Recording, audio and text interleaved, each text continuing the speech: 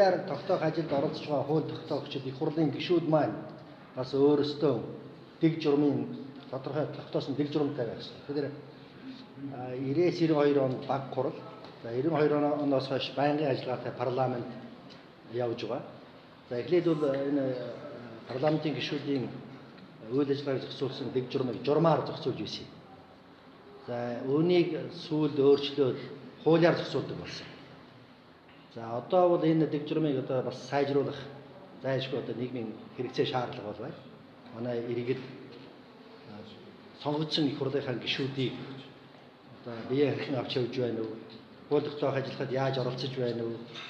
Нийгэмд орчиндөө яаж үлгэрэл дуурайлал үзүүлж байна вэ гэдэг дээр сэтгэл дундуур үйлдэлүүд их гарч байгаа. Энэ сүүлийн үед бас нэлээд гардаг болсон. Энэ утгаараа үүгээр дамжуулж манай парламентын нэр нь өөрөөр хууль тогтоох байгууллагын нэр нь өөрөө одоо тодруулж хэлэх юм бол Монголын одоо удирдах хамтын олонны байгууллагын хууль тогтоох байгууллагын нэр хүнд бас тийм сайнгүй болж байна. Тэгэхээр энэ утгаараа манай нийгэм улсын хурлын дэгийг одоо шинжлэх боловсруулах зайлшгүй шаардлагатай байна. За энд одоо хэлцүүлэг явуулж байна. Хэлцүүлэг дээр бол улсын баг хурлын гишүүд байсан хүмүүс. За бас шинээр үндсэн хууль баталсны дараагаар анхны одоо байнгын ажиллагаатай парламент одоо гишүүнээр сонгогдсон хүмүүс энэ дэгийн сэдвтэй холбогдсон сэдвээр санал болгож хэлцүүлэг явуулж байна. За энд бол журмаар байх уу, хуулиар байх уу гэсэн юм хоёр юм явагдаад байна. Тэгэхээр миний ойлгож байгаа бол хууль зайлшгүй байх ёстой. Парламентын дотоод дэг журмыг хуулиар зохицуулна.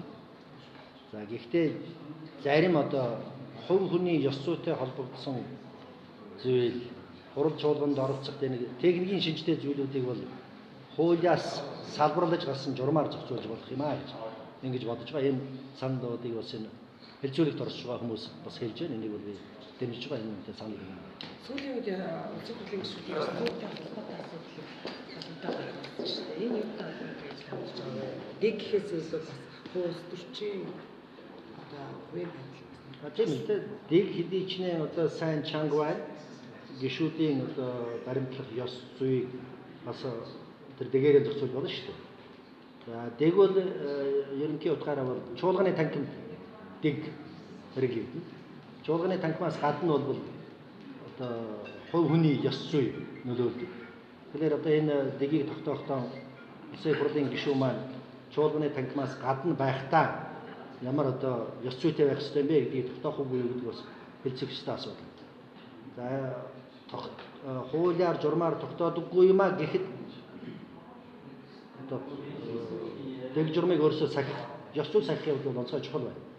Ийм учраас л одоо манай нийгэм их хурлын гишүүдэд энэ зүрээр хандж байна шүү дээ. Их хурлын гишүүдээр дамжиж их хурлын өөрийнх нь нэр хүнд бас зарим тохиолдолд сэвтэх явдал гарч байна. Энийг бол одоо харуулах гоё.